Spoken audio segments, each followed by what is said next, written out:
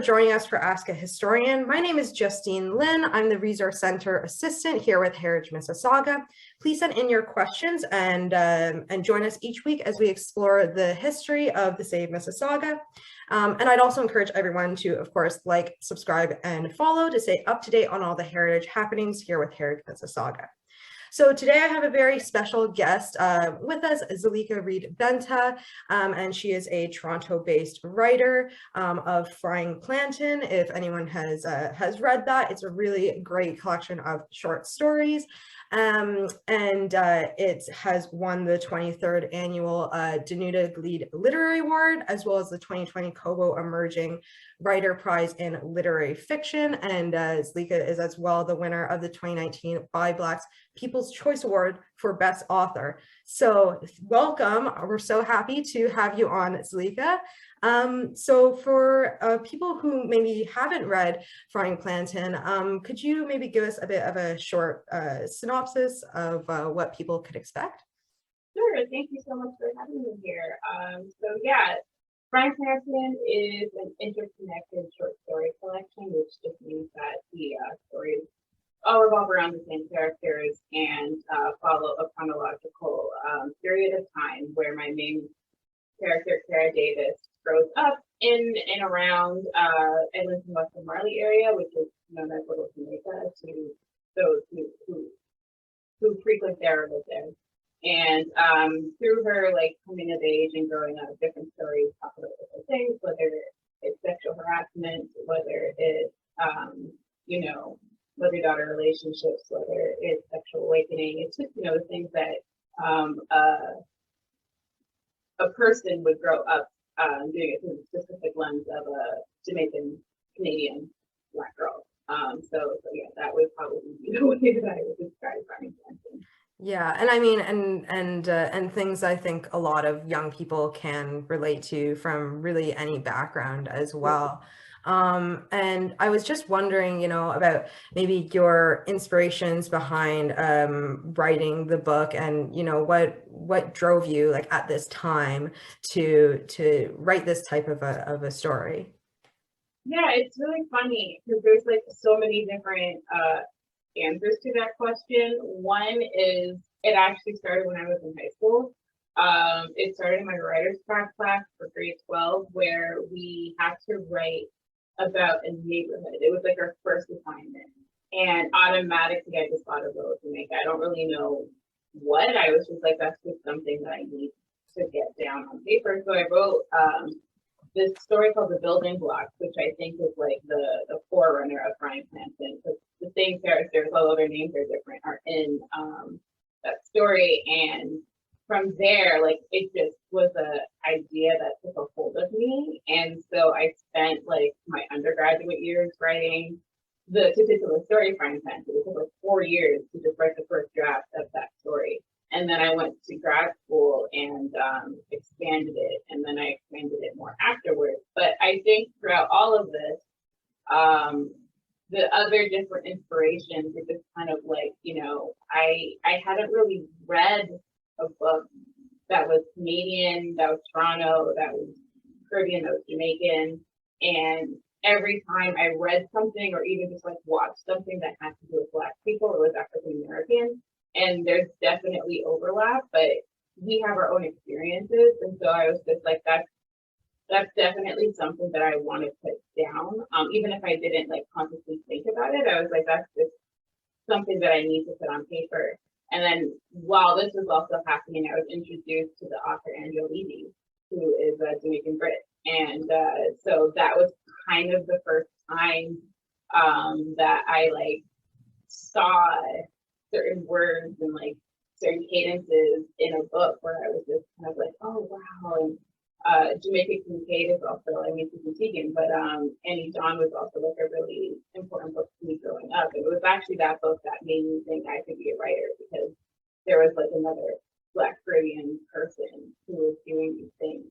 And yeah, so it all kind of just snowballed together and kind of had me create these stories. And yeah, that's kind of the roundabout way of how Frying Plantain things out.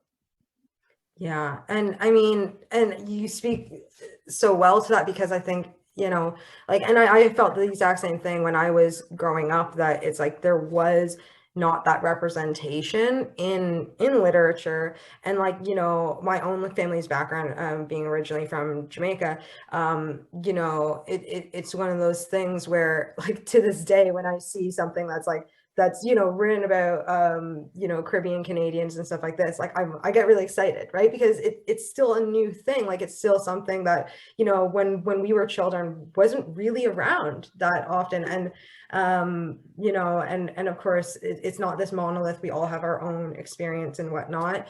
But it's really, I felt like it was really this exploration as well as a celebration of Black culture and Caribbean Canadian culture. And so I thought it was really great. And there's a lot of themes as well that I think speak to a lot of different people, that really transcends borders. Like the idea of food, for example, the plantain, right? It's like, we've all probably experience that. You come down Sunday morning and the smells and things like this.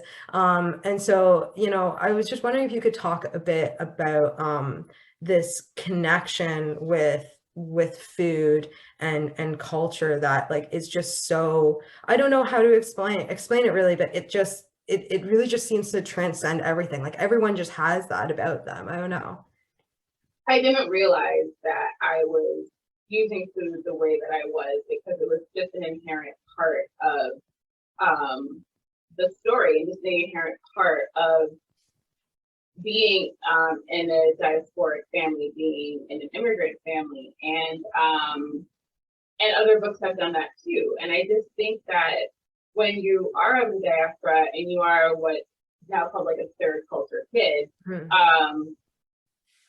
food is one of the ways, like one of the things that your parents or your grandparents bring with them. And it's like the easiest and kind of just the most everyday way to connect with your culture, and to connect with your heritage and to connect with, back home, when you go up foreign. So I just think that it's just something that's innate, like I was saying before, where it's just kind of like, yeah, I mean,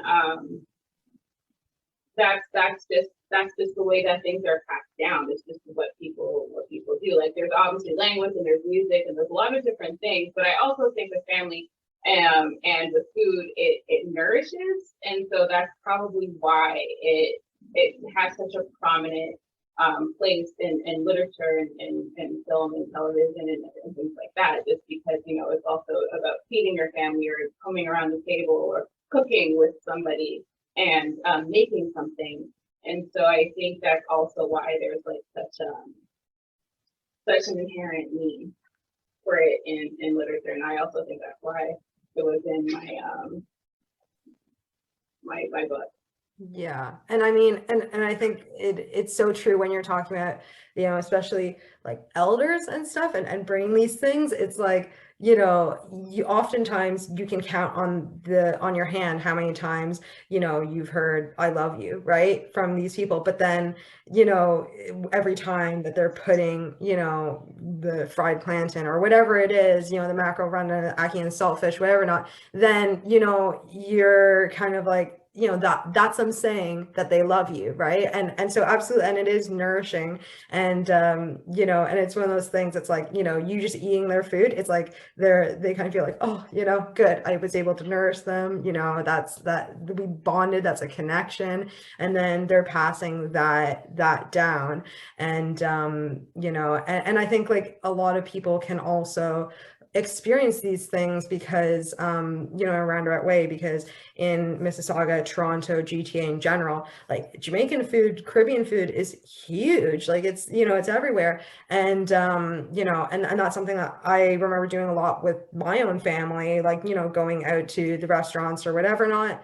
And and in the back corner you'd sometimes see like the elders like playing dominoes, and you're like, okay, like, do you know what I mean? Like it's a community aspect and stuff like this. Sorry. So basically what I'm interested in is what you think about, the family unit in terms of how that helps us construct our own cultural identity, especially as a young person, someone like Cara, right? Because there's a lot of people like that, that are young Caribbean Canadians and are struggling with their own identity.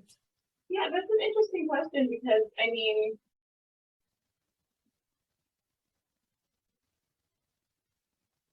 see, like you phrased it perfectly. Now it's just like me thinking of like the way to answer it because it's just so nuanced. Like, and there's just like so many different ways to go about that because, again, like I was talking to my friend, and my friend is she's half Jamaican, half Chinese, and she was talking about the idea of like being a third culture kid. She was talking about the idea of like you have the culture at home. So you have things like food, and you have things like maybe the way that they parent isn't necessarily what people in Canadian society would understand. And then you have like when you go to school with the rest of like the Canadian kids and that kind of culture, and then you fuse the two and then create your own third culture. And so I think with just how family create or helps you like frame your identity, I think it's just like being themselves. Like it's just I think there's definitely like certain families who will be like, you're not going to lose your heritage just because we're here, you're not going to lose the culture, and they make like concerted efforts to connect children to their heritage. But I also think that just by maintaining traditions from back where they came from when they are at home, that just makes someone like Cara or someone like anyone who has like different cultures like in their household versus like when they go out into society of the diaspora. I think that just kind of like seeps in. Like I just think that's something that that they grow up in inherently. Like I know I use like inherent and innate a lot, but it's like one of those things where I just don't know if it's something that you think about. I'm so sorry. I'm not even sure if I answered the question. Okay. No, and it's one of those things like I'm also grappling with that. I think everyone is, and it's messy and it doesn't have a clear fit in the box, thing. And to be fair, we don't fit in the box, right? It's like, and I'm one of those people where, on the censuses and they're saying like, what are you? Like, I don't know, and because that is so much of how it is, and you have to fit in the box, but at the end of the day, it's like you are you, right? And you're not meant to be necessarily this or that or just this. You're a mixture of everything, and your parents, your culture around you, going to school, your friends, all these things. And so I think that Frying Plantain, it really talks to a lot of those those push and pull elements that a young person like Cara might experience. And also too, the other thing that I was also wondering, and this is kind of an interesting kind of question, but if there's someone like in front of you that was a person like Cara, a young, Caribbean Canadian, a young Black girl, struggling with these things and, coming of age, like what would you tell them or want them to know? Kind of just like what you just said, where it's just like, I know it's like difficult and easier said than done, but like don't stress it because you're your own thing. Because one of the other things with Frying Plantain, and I was like thinking about this as we were talking, and one of the other reasons why I wanted to write it is because there is this narrative when I was reading books about Black teenagers or Black kids, where it was kind of this like wanting like how to fit in with like white people, and like kind of like there was always like this like white gaze where it was just kind of like like, not to say that every book by Black authors was like that. It's the book that I was exposed to at the time, and I was like, that wasn't really my experience growing up. My experience growing up was like, how Jamaican could you be? How Caribbean could you be? Like that was what our that's how we wanted to fit in. And so it became this thing because, you know, we aren't of we are of the Caribbean, but we aren't Caribbean people in the Caribbean. We are Canadian, and we also have like this other heritage. So it became like this thing of like what we thought would construe us as being Caribbean. Like this is what we think it means, and so this is how we're going to like, you know, emulate that. And so there was like this lot of pressure into trying to fit into these boxes. And so I guess like if I was to talk to someone who's going through the kind of the same thing, I would just be like, you don't have to. Like I know it doesn't feel that way right now, but you literally do not have to. You just have to be yourself. And it was really interesting because I don't know what time is anymore, but like either a couple of years ago or 3 years ago, I don't remember, but I was at the Vancouver Writers Festival and I was having like this kind of conversation, and it was to a bunch of high school students. And this one kid, he stood up and I think he was Korean, and he was talking about how he really understood the idea of like trying to front like you are of the country that your background is, but you don't live there or you weren't born there. And he was just like, yeah, I like totally understand that. That's a huge thing in my school. I don't really know like how to deal with this. And I was just like, yeah, I feel you, because you know that's what a lot of the book is about, for kids and for teens who have to deal with that. But it's just so much pressure for trying to fit into this idea of what identity is when your identity is your own. So it's just kind of like, you know, the same, seems kind of trite, but really honest and simple and true. It's like, you know, you are who you are, and that's totally okay. You don't have to fit into any box. You're your own box. So, you know, just do you. Yeah, and I mean, I think that's so great. And something that I think young people, you know, really like need to hear, because you're right, at the time it doesn't feel like that. It feels like you're going through everything all alone. And you know, and so it can be isolating and difficult for people. And you know, and I think that I was because when I was, you know, like I was saying earlier, you know, it was to me coming across as like very much this celebration of you know, of this culture. And I was just kind of wanting to pose a question about, you know, why do you think representation is so important in literature? You may have kind of already answered this, so but No, for sure. I think it's important to be seen. I think it does something. It resonates on a spiritual level that I don't think you're aware of at the time until it happens to you. Like one of the reasons, I'm very bad at titles. I'm so bad at titles, but one of the reasons why I named it Frying Plantain was I was like, people who know are gonna know. They're gonna see it and they're gonna be like, I want to know what this is about. Like, you know, not to toot my own horn or anything like that, but I'm like, I needed a title that would just say everything and nothing at the same time. And that's what the title Frying Plantain did. I remember someone told me that his friend saw like the title in the bookstore and cried. And I was just like, oh, that's like, oh my gosh, but that's exactly the kind of reaction that I wanted, because I was just like, it's really powerful to see an experience that mirrors yours on an intimate level in pages, like on page. And so that's why I think representation is important. Like there are a few times when, you know, I get messages or I see posts on social media that it's just kind of like, oh my God, this is exactly what it was like, and I used to live on that street, and oh my God, they mentioned Randy's Patties, and oh my God, I was just like, yeah, there's just something so great about being able to like relate to something that you see like in a book. And so that was just definitely like my hope when I was writing it.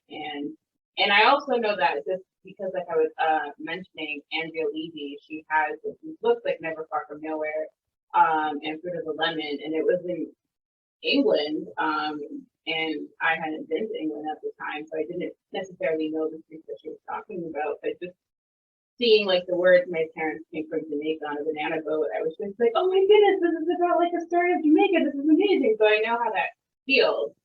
And then like, you know, not with books, but the other last year, I think it was last year when Steve McQueen did the Small Act series of like different Caribbean stories in the UK, and Lovers Rock came on and they were dancing and they just yelled Rastafari. I was like, oh my god, I absolutely know what that means. I like cried watching Lovers Rock. So yeah, I just think being able to feel seen and having your experience you really relate to like written down and you're reading it, I just think that does something that like to go back to like the use of the word nourish, like nourishes the soul. Like I think it's just like a great thing. Yeah. Yeah. It's like you're here, you're not going anywhere. Here here it is on paper, right? Like here we are, we're here to stay. And I think so many residents, there's quite a large Jamaican and Caribbean community here in Mississauga. And so I think a lot of our residents could take heart and understand a lot of the things in Frying Plantain. And and some of them probably or may not know the exact businesses or streets of Toronto's Little Jamaica, but we know our own, and so but just having that there is really important. Absolutely. And the last thing I wanted to ask is that I know that you are, and you don't have to answer this, but I know that you're writing another piece of work. I was wondering if you could give us a little bit of a tidbit about what we might expect, or what we could look forward to, perhaps. For sure.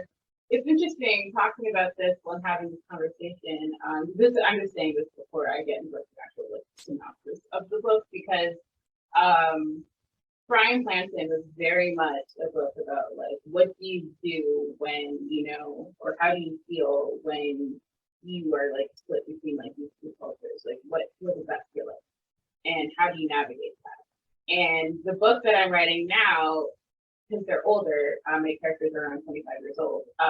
This is different. This is just like that realization where it's just like I'm just both or all three of these things at the same time. So instead of it just being like in between like both, it's just like the way that these characters navigate and operate and talk, they're very much just like, yeah, I'm of the diaspora, yeah, I go to Jamaica, yeah, I'm from Canada, yeah, I'm from Toronto. So it's very much a different, like it's kind of like a very opposite of what Frying Plantain is. Right, they've gone through that already. Exactly, yeah, and now they're just but then they deal with things like appropriation and how do they feel about Hotla and things being a part of Toronto slang and like the history of that and like what does that look like. And so yeah, it deals with that, but the actual plot of the novel is a magical realist novel.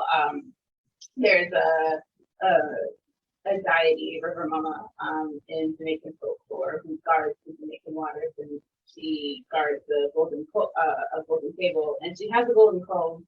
And depending on which story you listen to, she leaves the comb on a rock when somebody sees her. And if you take the comb and she dreams you, or if she gives you a dream, then you bring the comb back and you can get rich. So the thing about it is a tourist from Toronto took the comb and brought it to Toronto with them. And she's been giving this person dreams and she's not getting the comb back. Enter my character, where River Mama sees her one day, like she like travels through like the Humber River, and she's just kind of like, I need you to get my comb and I need you to get it within a day.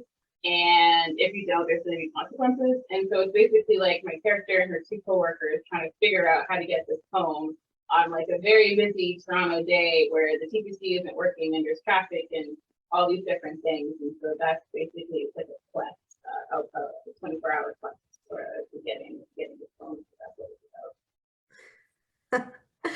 That's so fun. It is. It's been like really fun to write. It's been really, really great to come up with different like obstacles obstacles for them to face, and using different figures of Jamaican folklore and things like that, and just learning things myself by researching a lot of stuff like Jamaican folk songs, speaking very from Anansi to things like the rolling tap. So it's been like a really great experience for me as well. Yeah, no, that sounds very fun. So I think everyone can look forward to that. And with that, I think we will end it here, and leave people wanting more, if you will. So thank you so much, Zalika, and yeah, and we loved having you on today to talk a little bit more about Frying Plantain. So yeah, alrighty. Thank you everyone for joining us for this week's Ask a Historian. I would encourage everyone to send in your questions and join us every week as we talk a lot about the culture and heritage that the city of Mississauga has to offer. And of course, if you enjoyed our content, like, subscribe, and follow to stay up to date on all the heritage happenings with Heritage Mississauga. Thank you so much.